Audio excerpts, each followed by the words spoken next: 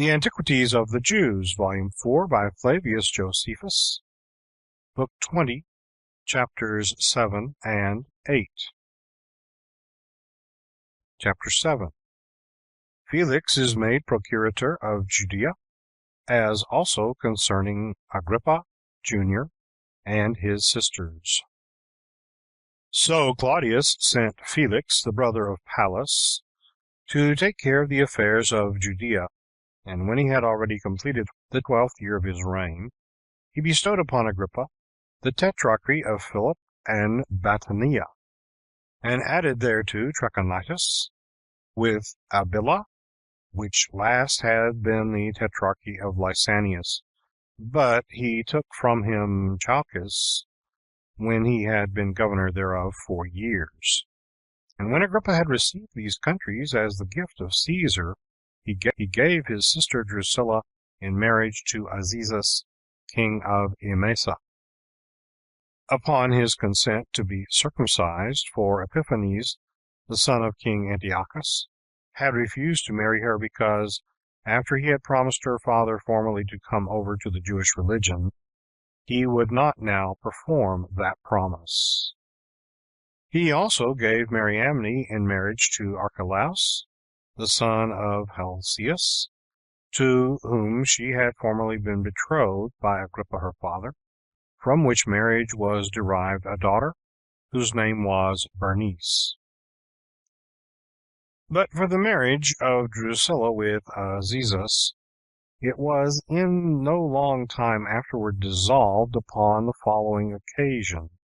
When Felix was procurator of Judea, he saw this Drusilla, and fell in love with her, for indeed exceed all other women in beauty.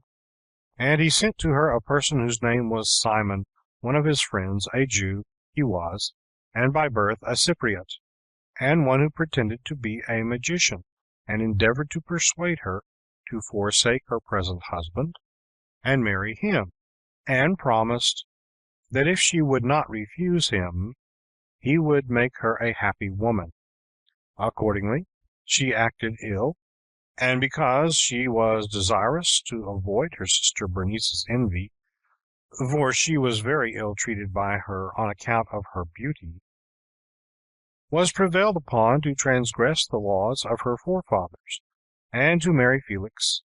And when he had had a son by her, he named him Agrippa. But after what manner that young man, with his wife, perished at the conflagration of the mountain Vesuvius,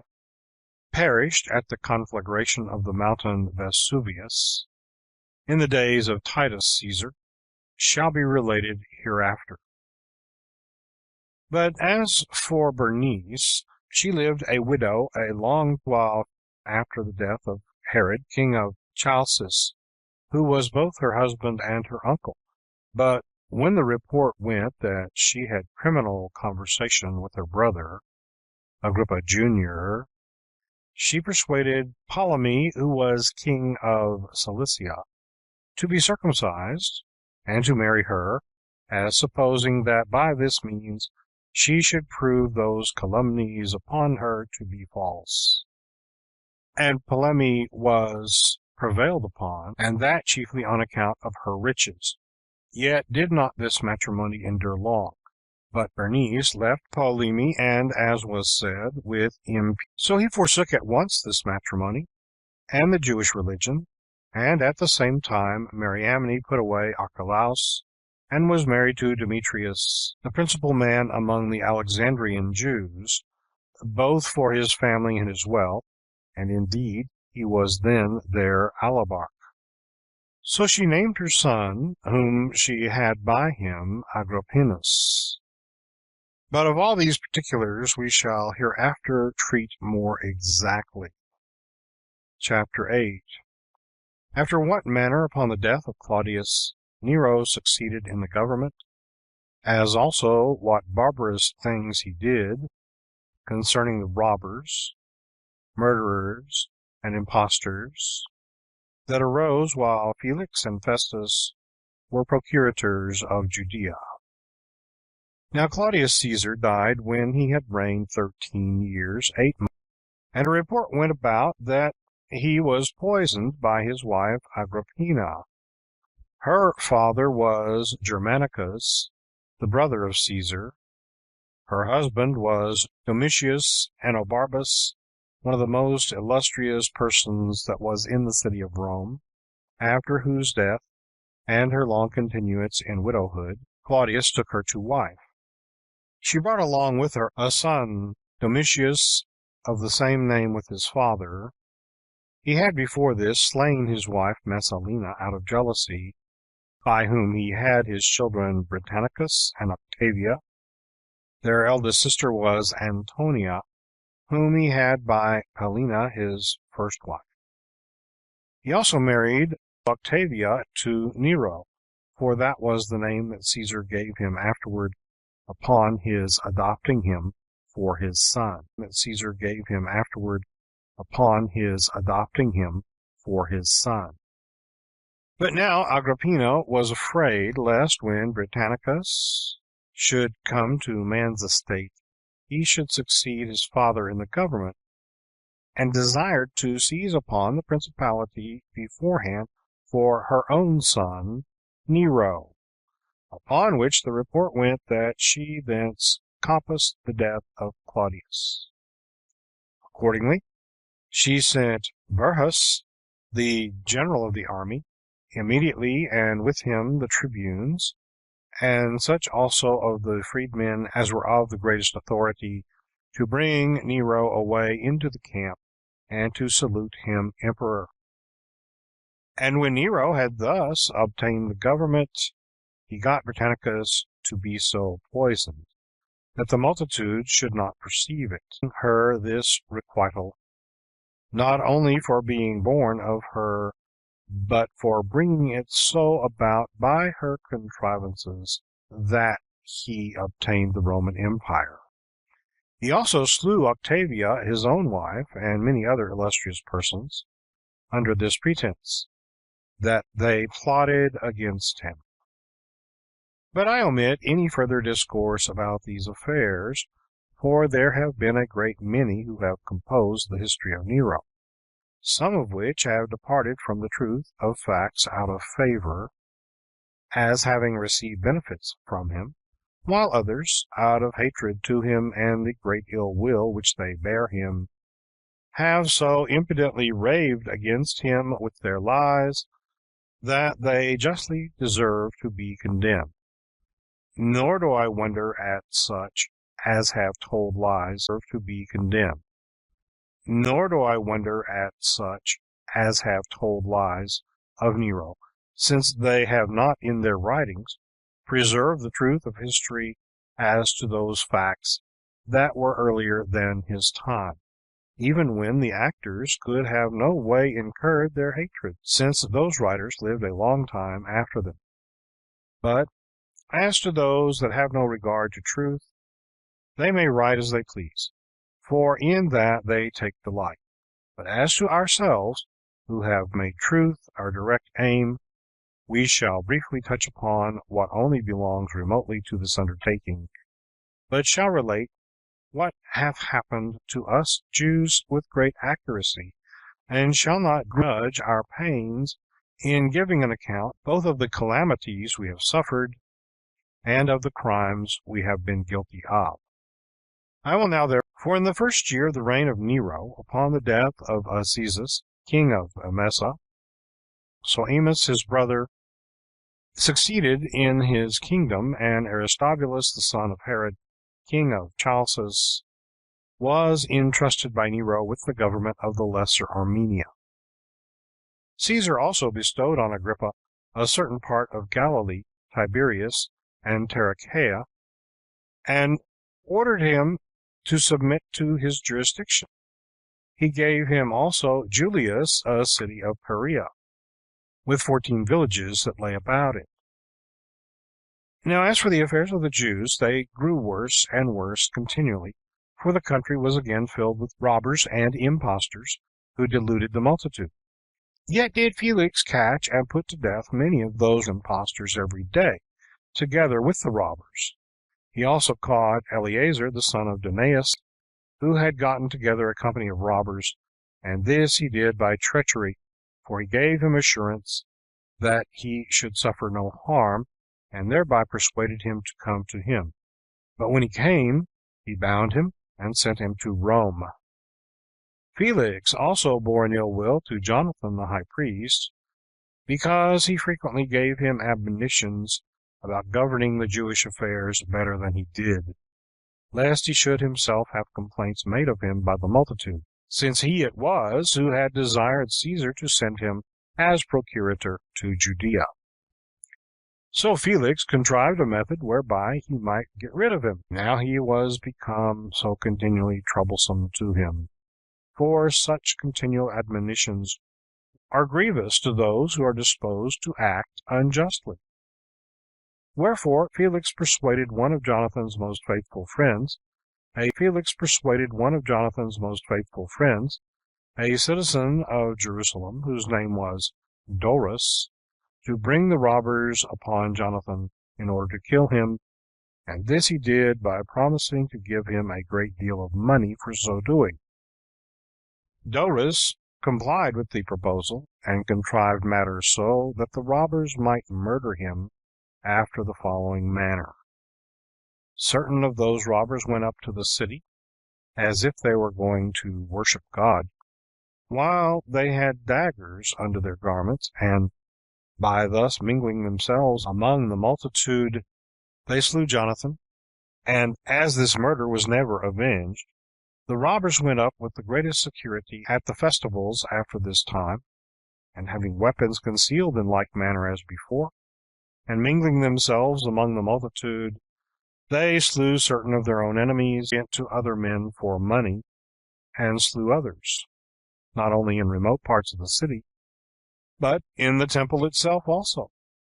For they had the boldness to murder men there without thinking of the impiety of which they were guilty. And this seems to me to have been the reason why God, out of his hatred of these men's wickedness, rejected our city, and as for the temple, he no longer esteemed it sufficiently pure for him to inhabit therein, but brought the Romans upon us, and threw a fire upon the city to purge it, and brought upon us, our wives and children, slavery, as desirous to make us wiser by our calamities. These works that were done by the robbers filled the city with all sorts of impiety. And now these impostors and deceivers persuaded the multitude to follow them into the wilderness, and pretended that they would exhibit manifest wonders and signs that should be performed by the providence of God.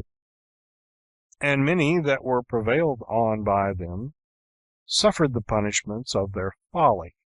For Felix brought them back, and then punished them. Moreover, there came out of Egypt about this time to Jerusalem one that said he was a prophet, and advised the multitude of the common people to go along with him to the Mount of Olives, as it was called, which lay over against the city, and at the distance of 5 furlongs. He said further that he would show them from hence how, at his command, the walls of Jerusalem would fall down, and he promised them that he would procure them an entrance into the city through these walls when they were fallen down. Now when Felix was informed of these things, he ordered his soldiers to take their weapons, and came against them with a great number of horsemen and footmen from Jerusalem, and attacked the Egyptian and the people that were with him. He also slew 400 of them, and took 200 alive. But the Egyptian himself escaped out of the fight, but did not appear any more. And again the robbers stirred up the people to make war with the Romans, and said they ought not to obey them at all, and when any persons would not comply with them, they set fire to their villages and plundered them. And now it was that a great sedition arose between the Jews that inhabited Caesarea and the Syrians who dwelt there also, concerning their equal right to the privileges belonging to citizens. For the Jews claimed the For the Jews claimed the preeminence, because Herod their king was the builder of Caesarea, and because he was by birth a Jew. Now the Syrians did not deny what was alleged about Herod, but they said that Caesarea was formerly called Strato's Tower, and that then there was not one Jewish inhabitant. When the presidents of that country heard of these disorders, they caught the authors of them on both sides, and tormented them with stripes, and by that means put a stop to the disturbance for a time. But the Jewish citizens, depending on their wealth, and on that account despising the Syrians, reproached them again, and hoped to provoke them by such reproaches. However, the Syrians, though they were inferior in wealth, yet valuing themselves highly on this account, that the greatest part of the Roman soldiers that were there were either of Caesarea or Sebaste, they also for some time used reproachful language to the Jews also, and thus it was, till at length they came to throwing stones at one another, and several were wounded and fell on both sides, though still the Jews were the conquerors. But when Felix saw that this quarrel was become a kind of war, he came upon them on the sudden, and desired the Jews to desist, and when they refused so to do, he armed his soldiers, and sent them out upon them, and slew many of them, and took more of them alive, and permitted his soldiers to plunder some of the houses of the citizens, which were full of riches. Now those Jews, principal of dignity among them, were afraid of themselves, and desired of Felix that he would sound a retreat to his soldiers, and spare them for the future, and afford them room for repentance for what they had done, and Felix was prevailed upon to do so. About this time King Agrippa gave the high priesthood to Ismael, who was the son of Abi. And now arose a sedition between the high priest and the principal men of the multitude of Jerusalem, each of which got them a company of the boldest sort of men, and of those that loved innovations about them, and became leaders to them. And when they struggled together, they did it by casting reproachful words against one another, and by throwing stones also. And there was nobody to reprove them. But these disorders were done in a licentious manner in the city, as if it had no government over it. And such was the impudence and boldness that had seized on the high priests, that they had the hardiness to send their servants into the threshing floors to take away those tithes that were due to the priests, insomuch that it so fell out that the poorest sort of the priests died for want. To this degree did the violence of the seditious prevail over all right and justice. Now when Porcius Festus was sent as successor to Felix by Nero, the principal of the Jewish inhabitants of Caesarea went up to Rome to accuse Felix, and he had certainly been brought to punishment, unless Nero had yielded to the importunate solicitations of his brother Pallas, who was at that time had in the greatest honor by him. Two of the principal Syrians in Caesarea persuaded Burrhus, who was Nero's tutor and secretary for his Greek epistles, by giving him a great sum of money, to disannul that equality of the Jewish privileges of citizens which they hitherto enjoyed. So Burrhus, by his solicitations, obtained leave of the emperor that an epistle should be written to that purpose. This epistle became the occasion of the following miseries that befell our nation.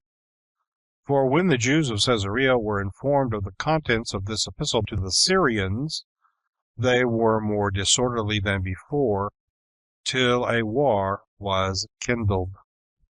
Upon Festus's coming to Judea, it happened that Judea was afflicted by the robbers, while all the villages were. Then it was that the Sicarii, as they were called, who were robbers, grew numerous.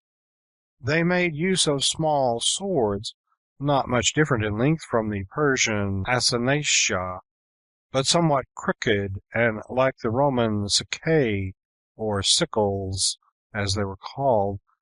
And from these weapons these robbers got their denomination, and with these weapons they slew a great many, for they mingled themselves among the multitude at their festivals, when they were come up in crowds from all parts to the city to worship God, as we said before, and easily slew those that they had a mind to slay.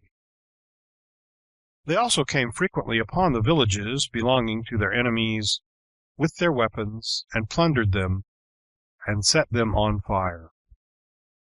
So Festus sent forces, both horsemen and footmen, to fall upon the impostor, who promised them deliverance and freedom from the miseries they were under, if they would but follow him as far as the wilderness. Accordingly, those forces that were sent destroyed both him that had deluded them and those that were his followers also. About the same time, King Agrippa built himself a very large dining room in the royal palace at Jerusalem, near to the portico. Now this palace had been erected of old by the children of Asamoneus, and was situate upon an elevation, and afforded a most delightful prospect to those that had a mind to take a view of the city, which prospect was desired by the king, and there he could lie down and eat, and thence observe what was done in the temple. Which thing, when the chief men of Jerusalem saw that they were very much displeased at in the temple. Which thing, when the chief men of Jerusalem saw that they were very much displeased at it. For it was not agreeable to the institutions of our country or law, that what was done in the temple should be viewed by others, especially what belonged to the sacrifices. They therefore erected a wall upon the uppermost building, which belonged to the inner court of the temple, towards the west, which wall, when it was built, did not only intercept the prospect of the dining room in the palace, but also of the western cloisters that belonged to the outer court of the temple also, where it was that the Romans kept guards for the temple at the festivals. At these doings, both King Agrippa and principally Festus the Procurator were much displeased, and Festus ordered them to pull the wall down again.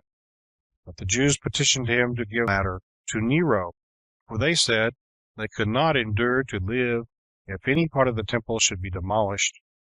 And when Festus had given them leave so to do, they sent 10 of their principal men to Nero, as also Ismael the high priest, and Helcias the keeper of the sacred treasure.